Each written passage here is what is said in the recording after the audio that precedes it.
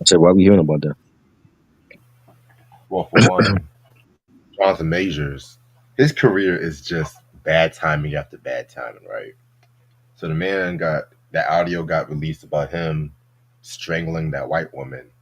Then one day later, he marries Megan Good. Wrangler.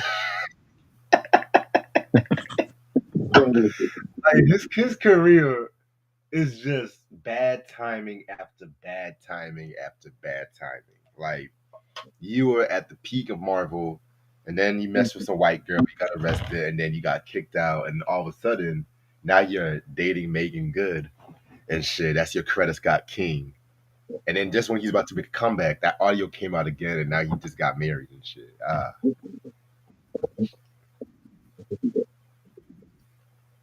You said what? That's what he did. Shit. It's kind of. I'm not trying to be funny, but it's just kind of interesting, you know. Hopefully, he don't go off on Megan and shit like that's the last thing black women need right now. Black women love Megan. You said what?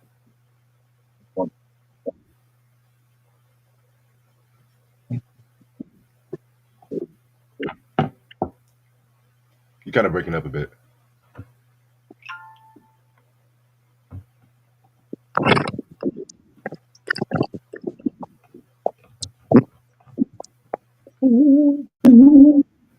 And what's that girl? Jess Hilarious. Even I don't find her hilarious. She's getting kicked out of the Breakfast Club, replaced by this girl named Lauren. I'm like, y'all still listen to Breakfast Club to this day? That's a chicken TMZ. You, that's her from TMZ. Yeah, Oh, yeah, Lauren. I knew I knew she looked mad familiar. Yeah. Honestly, I like her personality a bit more. I never cared for Jess Hilarious. She just always rubbed me the wrong way. I don't know. I think she's funny. You said what? I think she's funny. Yeah, I mean she cute though, but she ain't funny. That's the thing. It's like how you cute but you're not funny. What else? And then the main thing I've been hearing about is people who we still give attention to, Kanye. Pretty much now he's attacking Jay Z and Beyonce's kids. I'm just like, this nigga don't even want a career at this point. Like, this nigga don't even want a career at this point. And he said he's Diddy's only supporter and shit like that. Wow. Diddy called him. The fact that prisoners can call other motherfuckers from jail and prison is crazy now. You know what I'm saying? That's just crazy. Fuck Diddy. Yeah, fuck him.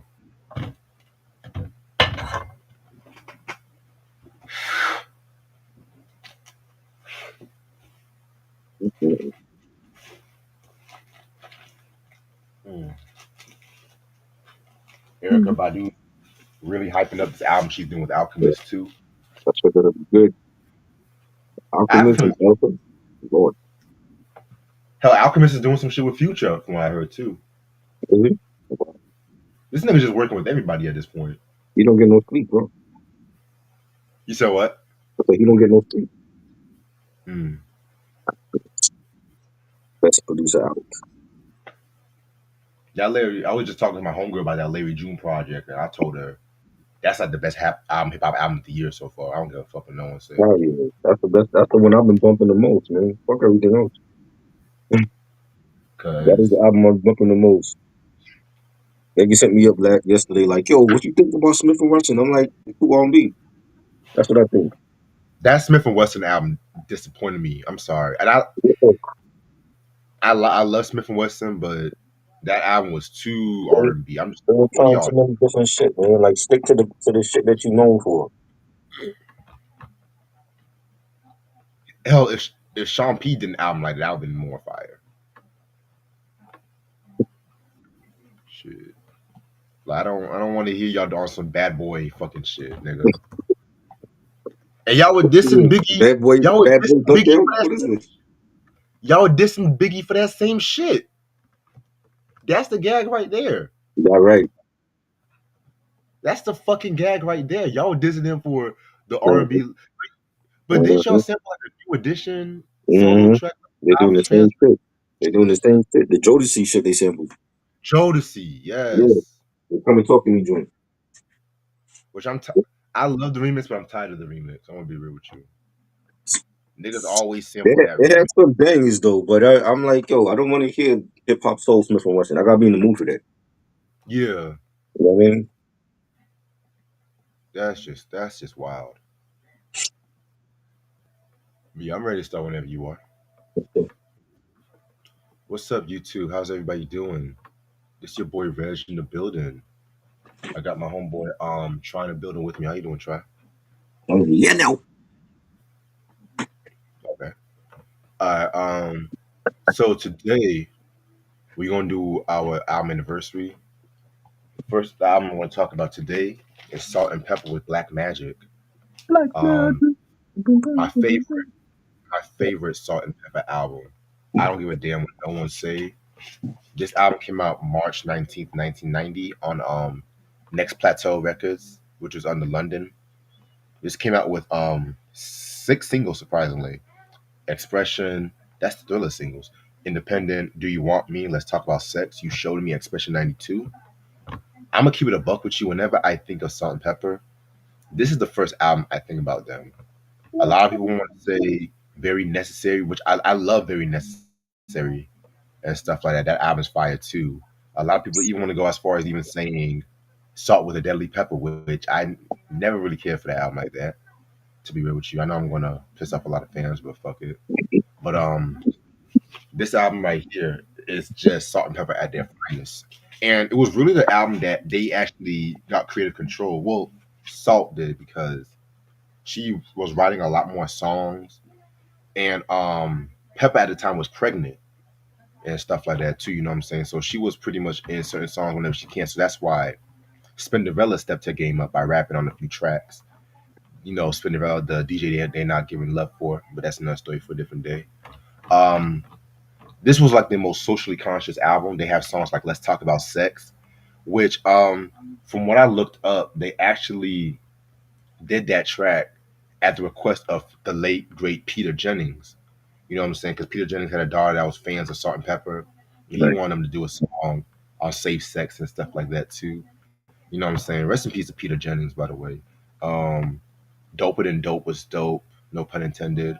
Express Yourself, Expression, one of my favorite songs they've ever came out with. Black's Magic, the title track was dope. You know what I'm saying? Like this was pretty much their darkest album in terms of concepts and everything like that too. But at the same time, this is a must-have in your collection. I would say this album, Very Necessary and Brand New, are my favorite albums they've ever done. Yeah, Brand yeah. New, that album, in my opinion, is so underrated and stuff like that. I don't hear a lot of people talking about that record. You know what I'm saying? So, what do you think about this album? I love it. Love the album. The big hits off of this album. Let's talk about sex and Do You Want Me? Independent, Expression. They picked all the right singles. You know what I mean? The album itself was great. You know, Salt and Pepper in their bag really came on here. You know, Doper Than Dope was like probably my favorite joint on here. Oh, yes. You know, it was great. Spinderella did their thing, and she is a part of the group. I don't care what they got to say. We've had this DJ for over 30 I years. agree. She is a part of the group. And you cannot mention Salt and Pepper without mentioning Spinderella. That is how it is. Because I back then, the DJs mattered. Nowadays, people don't even know what the hell a DJ is. DJs mattered back then. You know what I mean? Yeah, It's 5 month classic. yeah, man. I blame Riz Khalifa after that whole bullshit he did with that DJ, disrespecting that DJ and shit. Corny ass motherfucker, but That's my guy. I hit record in how long? right. You know? So now we're gonna go to the Billboard charts right quick. This is the week of March 17th, 1990. The top 10 black albums and stuff like that too. Um, yeah, let's do the top 20. Let's just wrap it up. Number 20, we got the Gap Band with Round Trip. That album came out in 1989, I believe. I never really cared for that era of the Gap Band like that. Oh, really? Number nine. I told you my What last favorite what album was what Gap Band. what what's the last album you stopped at for them?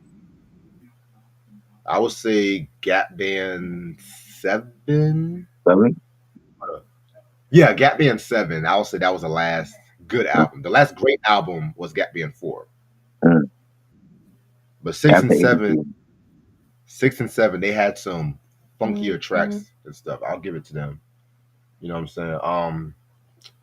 Number 19, we got Paula Abdul, Forever Your Girl. All I'm gonna say about that album is stay tuned. That's all I'm gonna say. Number 18, we got Sybil with self-titled. I never actually heard that album. I know she was signed on the same label as Salt and Pepper too. So number 17, we got After Seven with self-titled. And I can't stop. That's my joint. Oh my god. I know I know you don't care for After Seven like that, right? Eh, well, Yeah, I know me and Ashley, that's our group right there. So number 16, we got Stacey Lattisaw with What You Need. That has some okay joints. I was never really big on Stacey like that, to be real. yeah. I only liked really her when she did duets with Johnny Gill. Yeah, it's perfect combination. Yes. Perfect combination. Number 15, we got Kenny G with Live. Never cared for Kenny G like that. Keep it a buck. Number 14, we got Troop with Attitude. Um, that has some okay joints. I really like this stuff, like 90s Troop, like Hmm. second and third album stuff like that too. Yes. You know, We did their reviews, right? I think we were supposed to, but Okay. somebody got. Oh, I remember because Ashley had gotten into that personal issue Right. Right. and stuff like that too. So that's on the black back burner. I want to talk to her about that. Number 13, we got Stephanie Mills with Home. That actually might be my favorite Stephanie Mills album. To be cute a buck with you. And that's crazy because she has dropped shit since the 70s. Number 12, we got Soul to Soul, Keep on Moving. Classic album. We've done a review Yes. on that. Number 11, we got Bobby Brown with Dance You Know It. That's actually the remix album. He remixed stuff from King of Stage and Don't Be Cruel. For Bobby Brown fans, that's highly recommended. I think that's Why like did one of they the. why did they leave that album out though? 'Cause I never hear nobody mention that one.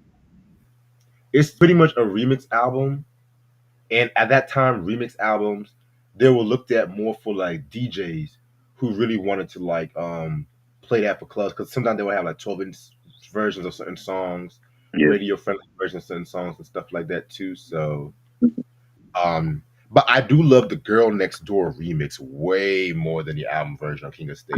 That shit flat. I think Marley did that remix, if I'm not mistaken. So, number 10, we got Heavy D and the Boys Big Time. I mean, you guys should know how I feel about that album. That is a classic. That's a perfect album right there. The album cover, the songs. I mean, what more can you say? Number 9, you got Third Base, the Cactus album, classic album. Mind you, they were a white hip hop group crossing over to the black side like that, you know. So that's interesting. I still love the Cactus. I don't know which one I love more, Dialect or this album. Everlex for me. Mm. Everlex is just That was more hardcore, but Cactus Mhm. album, I don't know, man. Yeah, man. Third Base came out with 2 albums, and what is up with these hip hop group coming out with 2 albums and shit? They just dropping and shit like that. They Oh, were playing this let me tell beats. people. Shit, man. Mhm. They could have gone on to at least 94 up Yeah. until yeah, but that's nuts. We have to talk about their solo albums one Yeah. day because I had issues with both of them, believe it or not. Um, Number 8, Queen Latifah, All Hail the Queen. Y'all sound better together. That's what I have to say. But I love All Hail the Queen. Yes. That might be the best female rap album of all time. Yeah. Number 7, I we got think yes, Regina Bell with Stay With Me. Never heard that album. Number 6, we got Michelet with Self-Titled. That's an album we do have to talk about at some point. I love that record. yeah. Number 5, Mickey Howard's self-titled. I got love under new management. Another album. Mickey is another underrated girl, but homegirl thought she was Whitney. Number 4, we got Luther Vandross, The Best of Luther Vandross, The Best of Love. Classic compilation. That has Here and Now, which got him a Grammy the same year too. So number 3, we got Janet Jackson with Rhythm Nation, 1814. I mean, come Yeah. on. Y'all know how I feel about that album. Number two, Yep. we got Babyface with Tender Lover. That's the album I feel like Babyface really found himself as a solo artist and shit. Because Mhm. the first album he came out with in I think like 86, 87 was more New Jack Swing. This had some New Jack Swing shit, but Whip Appeal, Tender Lover, he was on his back with this one. And enjoying his eighth week at number one, we got Quincy Jones back on the block. Rest in peace to the legend. You know what I'm saying? Not a bad year, not a bad chart run and stuff like that too. You know what I'm saying? Yeah, man. So now, give me 1 second. Oops. We're gonna talk about the album that my man John Dixon hooked me up with, John Dixon. King T, At Your Own Risk. This album came out September 24th, 1990 on Capitol Records. This is actually his second studio album and everything like that too. His first came out 2 years ago with Act a Fool, which we talked about that last week. And in case you guys are living under a rock, every Wednesday we're going to talk about the King T project and stuff like that too. We already talked about For Life. We already did that one, so y'all can go on my channel and look at that. But we are going to talk about what up, John? We are going to talk about the Kingdom Come album that was supposed to have came on Aftermath Records. So I never heard that album full, so I really can't Heard wait that to. years ago. It was on a streaming hip hop website. I heard it from. Yeah, yeah, but I can't wait to get into that. Though, you know what I'm saying? Because I have a story about that album too. I have a story. So this album came out with singles "Rough Rhyme," "Back Again," "At Your Own Risk," "Diss You," and "Play Like a Piano."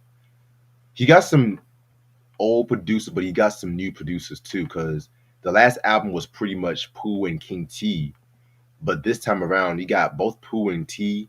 You also got Bilal Bashir, J.R. Cole, Ronik Lobowski, and two of my favorite and most underrated West Coast producers, E Swift and DJ Aladdin. And it's crazy because E Swift, you guys should know, he eventually went on to form the Alcoholics. Y'all should know King T pretty much put the Alcoholics on and stuff like that too. And DJ Aladdin, all my Ice T Rhyme Syndicate fans, y'all should know him. He was also working with him. They also had the low profile group, him and Dub C, which that's an album I need to get my hands on because that's a West Coast classic. I don't give a fuck what no one say. Um, Guest appearances include Ice Cube and Breeze. Breeze coming from the LA Posse and shit. So yeah. All right. So after the release of Act a Fool and everything like that too, he was pretty much getting a buzz and everything. You know what I'm saying? He was pretty much getting a buzz and everything like that too. Appearing on doing some guest appearances here and there and shit like that. Give me 1 second. So yeah, like I said before, he was trying to bring more artists on. He started bringing E Swift to the forum and shit like that too. You know what I'm saying? So he brought E Swift to the forum and shit.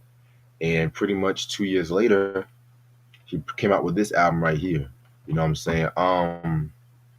Yeah, man. As usual with traditional King T albums, you gotta have the car in the front and center and stuff like that too. That's that West Coast. That's that West Coast culture right there too. You know what I'm saying?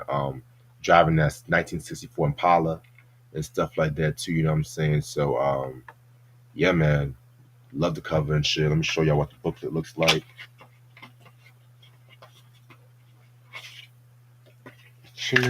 Oh, also shout out to my homeboy Tony.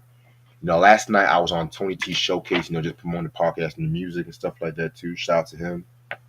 You got pictures of E Swift, Starvin Marvin, and King T right here. West Coast shit right here. Love it. Yeah, you just have the song credits. Nothing complex, nothing simple. Pretty simple and shit. This album got 14 tracks. We're gonna get started with the first track. We're gonna start with the introduction. So already from the get-go with this album, it has a very different, like a more sonically better sound than Act a Fool and everything like that too. You know what I'm saying? More depth with this instrumental and shit. I like it. I like the beat. I felt like the beat was pretty fire and stuff. You know what I'm saying? Yeah, I mean, it's just an intro. Just giving thanks to people. Be playing in the Right. background. I hate when motherfuckers waste a good intro just giving thanks to people and shit like that. I'm sorry because Bismarck Key, he was a known criminal doing that shit. Cause like that first track on I Need a Haircut, he Yeah, had that fly ass beat. Oh my god! But then you want to give thanks. I was like, okay, it's nice giving thanks to people and shit like that. But I was like, damn nigga, I wish you would have spat something on that beat. You know what I'm saying? right. Compton's Most Wanted is another one where they have fly ass beats, especially on music to drive by Yeah. and stuff like that too. You know what I'm saying? They use that Actually, da. Oh, you said Ash. Oh, what's up, Ash? How you doing? Yes, we were just talking about After Seven. Actually, we were just talking about that. All right. Next track is the title track, At Your Own Risk. Very, very, very dope track right here. You know what I'm saying? I love the again, him incorporating the piano and everything like that too. You know what I'm saying? I love the fact that he still used that shit. I feel like this track right here screams 1990, if that makes sense and stuff like that too. You know what I'm saying? Love the beat. I think Pooh did this beat. Yeah, DJ Pooh and him did this beat. So not a bad track. yeah. So, love the pianos on it. Beat. Yes, sir. All right, next track is called Rough Rhyme. Pooh probably gave another one of his best productions with Pooh. He was just on fire on this album and stuff like that. I don't give a fuck. Um, yeah, Pooh. I mean, King T was just going in on this track right here and stuff like that too. You know what I'm saying? I mean, straight up rapping braggadocio shit. You couldn't tell he was influenced by like a lot of the New York rappers like Kane and KRS One LL on this track right here. He had a line that he said, "Put yourself together on another funky clip. I bring a lot of magic, but this ain't no trick. It's pure skill I possess in my possession, the crazy rhythm in my funky horn section." You know what I'm saying? Fire, fire, fire as verse right there. He went in. It has like a Public Enemy sound to it, like a beat. Right. Like, kind of like the Yeah, it does have like a bomb squad kind of feel to it. Like, you know what I'm saying? I definitely understand what you're coming from with that one. Um, Next track on the dance tip. Jesus Christ. Again, every gangster rapper before the Chronic wanted to do their own something to dance to and stuff like that too. You know what I'm saying? This one was just as bad as the other dance track we talked about last year. I'm gonna be real with y'all and stuff like that. This was like some dollar store Teddy Riley, dollar store guy kind of shit and stuff like that too. You know what I'm saying? I mean, I don't know. You can do the Bismarcky then the Heavy D Shake, really, really do. But yeah, I didn't care for this track. don't put the album. You don't. I Next track is called J Frey J Fay Dre. Okay, that's how you say it. So this is like a storytelling track. If you guys recognize that sample, Black Moon used that for How Many Mics and stuff like that too. That's all I'm gonna say. You know what I'm saying? This is like a storytelling track about this crackhead by the name of Jay and stuff like that too. You know what I'm saying? Pretty much trying to get head from this chick named Faye. Yeah, Jay Frey. Okay, that's how you do it. You know what I'm saying? So it was just like pretty short track. You know what I'm saying? So yeah, it was alright. He said, "I once knew a girl by the name of Faye. Her titties was bigger than the Frisco Bay." And he sound like the way he was rhyming. It reminded me so much of Biz Markie. You know what I'm saying? Like Biz Markie was a great storyteller, and his rhyme style reminded me of that. Yeah, like I said, last week and stuff like that. You can definitely see a lot of Biz Markie in his rhyme style and stuff like that too. You know what I'm saying? I mean, hell, that first album was like a West Coast equivalent to going off. But yeah, I mostly love the song for that beat. To keep it a buck with you, you know what I'm saying? I'm not saying that he used the beat better or the sample better than Black Moon because Black Moon, ooh, every time I hear that shit, I just want to wear some Timberlands and some shit like that and just stomp on a motherfucker. You know what I'm saying? But yeah, man. Next track is called Scandalous. It's funny too because DJ Quick also had a song called Scandalous 1 year later for the Quick is the Name album and stuff like that too. And honestly, I like that Scandalous a bit better than this song. Not saying that this song was whack though. You know what I'm saying? Not saying that this song was whack. He was just on some storytelling shit. Pretty much, he's talking about how he's the original Mr. Steal Your Girl, if that makes sense. You know what I'm saying? Don't leave your women around him because he's gonna jump on them and stuff like that too. You know what I'm saying? I mean, real funny dude. Yeah, man. Very very dope track right here. This was actually one of the beats that I think Pooh did this beat. I thought E Swift did a beat and stuff like that, you know, but I think E Swift just did the scratches on this track and stuff like that too. You know what I'm saying? So this one was not a bad track. I actually fuck with this one. It was like to be good. Yeah. Next track, yeah. Next song is called "Take You Home." Love this track right here. You know what I'm saying? He was actually it was this was actually like more of like a braggadocio song and stuff like that too. He's calling out LA rappers with this one and stuff like that too. And I feel like I wouldn't say he calls them out because of the fact how, you know, a lot of them at a time when gangster rap and stuff like that was happening and shit like that, time gangster rap was happening and stuff, you know what I'm saying? They felt like they were giving like a bad name. I don't know why he wanted to call them out to keep it a buck with you and shit like that. I think he just also did just for braggadocio, just battle rap kind of shit too. You know what I'm saying? But this one was actually not bad. I actually like I love it when King T's in this kind of battle mode and stuff like that too. You know what I'm saying? You said, and I execute never wore a sexy suit. I wear khakis, t-shirt, and hiking boots. Fire. Definitely fire. All right. Next song we got is "This You." So this one right here is one of his more popular singles and stuff like that. They used the sample of the Rolling Stones song "Miss You." I'm gonna be real with you. I never really cared for this song like that. I'm gonna be real with you. And I love the Stones. I love that song "Miss You," but I always felt like this one's more radio friendly, commercial. I always skip this one. This is like another one of those dancey kind of tracks and shit. It sound like some kid and play shit. You know, some shit kid and play would have did. Mm, interesting. Interesting. I feel like Kid and Play would have done it better, honestly. Yeah. You know what That's I'm why I should have went to them. saying? Yeah, man. And now we have one of my favorite songs on this album, "Time to Get Out." So again, this time he's done some doing some more serious shit. I think now I understand because you know he talks about LA rappers with this one, but he's talking about the Bloods and he's actually giving the message to the Bloods and the Crips how they should stop shooting up shit, stop trying to influence the music by making people join colors, fighting over colors and stuff like that too. You know what I'm saying? I mean, very interesting track right here and stuff. You know, very interesting track right here. He had a dope line where he says, now you got brothers just killing each other, and drive-by shootings like a sport for you now.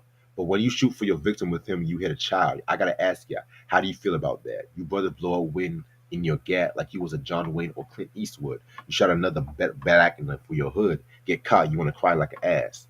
You know what I'm saying? I mean, he went really in on this. This might be one of the most socially conscious songs he's ever done in his career and everything. So I fuck with it.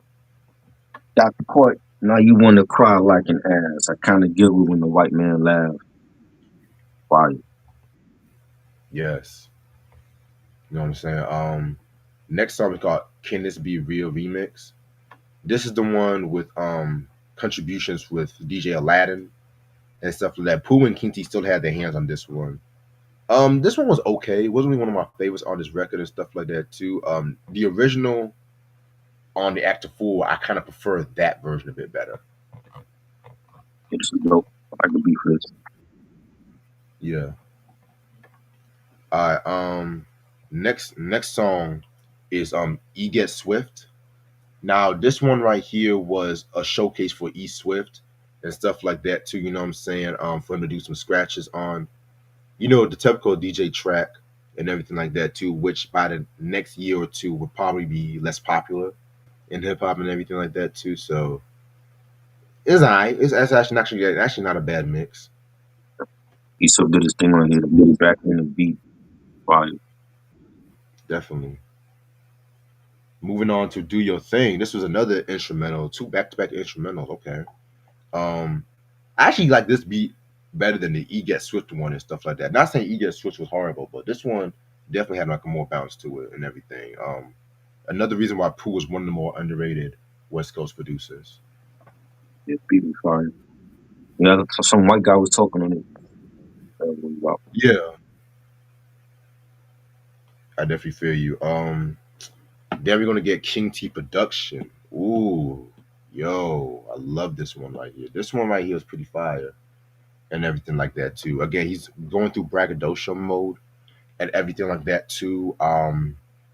They use a very dope sample of the Jackson 5 I Want to Be Where You Are.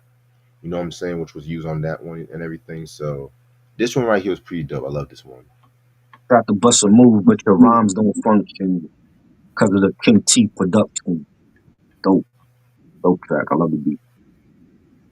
Yes. And finally, my favorite track on this album, Played Like a Piano featuring Ice Cube and MC Breeze. One of my favorite King T tracks he's ever done. Every time I hear that piano drop and everything like that too, I mean, it just automatically just gets me to banging mode and stuff like that too. You know what I'm saying? I mean, Cube, Breeze, all did their thing on this one. This one right here might be one of my favorite Ice Cube guest appearances he's ever done, in my particular opinion. Who I obviously I feel like he stole the show. You know, his Ice Cube. What do you expect? Like, you know what I'm saying? He had a line that says, "Fuck you, O'Brien, it's still the king and I, cause where I'm from, the sun don't shine. So one time hope I only bust one rhyme, but I bust one more for the suckers. Last year I was ruthless, now I'm lynching motherfuckers." Nice shot. And you'll see in a tree, MCs and crews. Now you're looking for me, King T and Pooh. Now every nigga that crossed me soprano, cause I play their ass like a fucking piano. Let me tell you something. America's Most Wanted Ice Cube. That's like my favorite era of Ice Cube. I don't give a fuck what no one said. Like the stances he was taking, just the I don't give a fuck attitude and everything like that too. I mean, Cube, man, one of my favorites.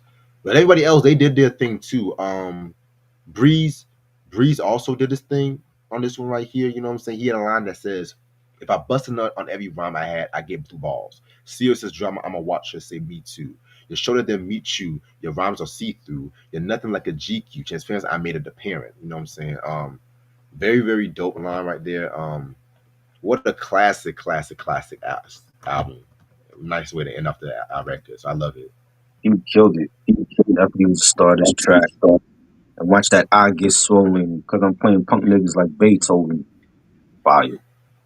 Best track on the album. So this is the shit that continue to stay with. Fucking dancing stuff. Thank you. That ain't for you. Yes, because this is why I prefer the next album and For Life over these two, because he was doing so much of that dancing shit, which I'm gonna talk about at the end of the album review. But I'm just like, come on, nigga, like don't nobody care about no fucking dancing and shit, you know. And I But never saw the nigga dance, so why you doing dance tracks? right, I mean, That makes sense. no shade. He not the most. He kind of big and shit. Like no shade though, but hey, Right. he ain't Heavy D. He ain't no Heavy Nah, D. hell no. I seen Heavy twice. He's not Heavy D. Nah. So overall, I'm gonna be real with you. This is actually a step above Act of Fool, in my opinion, but not by it's believe it or not, it still has the same issues as Act of Fool, but the quality on this album is a couple notches better, if that makes sense. You know what I'm saying? I mean, he does his thing. His pen game went up on this record right here too. I felt like the production from Pool definitely was more consistent, but at the same time too, I love the fact that he was experimenting with different sounds on this record and shit like that too. So the production's always been dope. My only gripe, I have two gripes. One, a lot of more, a bit more radio friendly songs than the last one.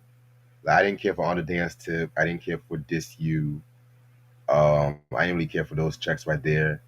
Also, the two back to back. DJ instrumental track. I kind of felt like they could have spaced those out a little bit, but at the same time, this was a much better album and stuff like that too. I'm gonna give this a 4 mics in my opinion. I feel like it's much more solid and stuff. You know. I love the last track. Put out like a piano. Time to get you. The East Swift track. Stick to the gangster shit. Either dance stuff the kid and play. Anything man.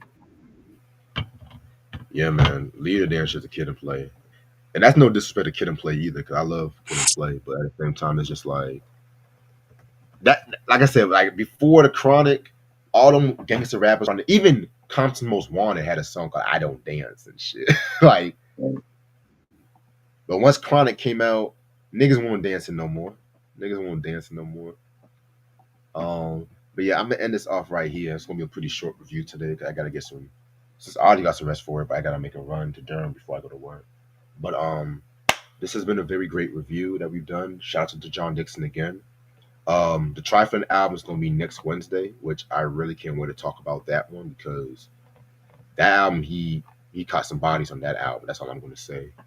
Um, so Friday we are going to do Chico DeBarge's um second album stuff like that. He came out in the late '90s. Let me see what's his name. I forgot his name. Long time no see. That's a shit. I had a brain fart. You know what I'm saying? So really can't wait to talk about that one. Showing some love to DeBarge and stuff like that too.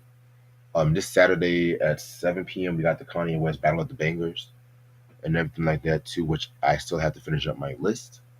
You know what I'm saying? Also, a little announcement too.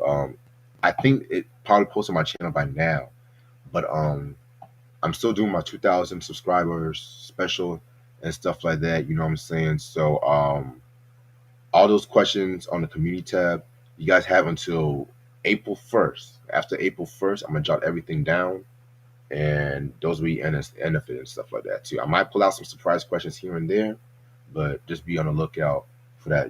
I'm gonna record it, and then once I get to 2K subscribers, that's when I'm gonna release it. You know what I'm saying? So yeah, man. Anything you want to say before we end this review, boss? Nope. Alrighty. So this album right here is actually out of print, but it's pretty reasonable on online and stuff like that too. If you guys are a fan of King T, I would most definitely recommend to cop this album. Appreciate this try, and I'll see you later. Peace.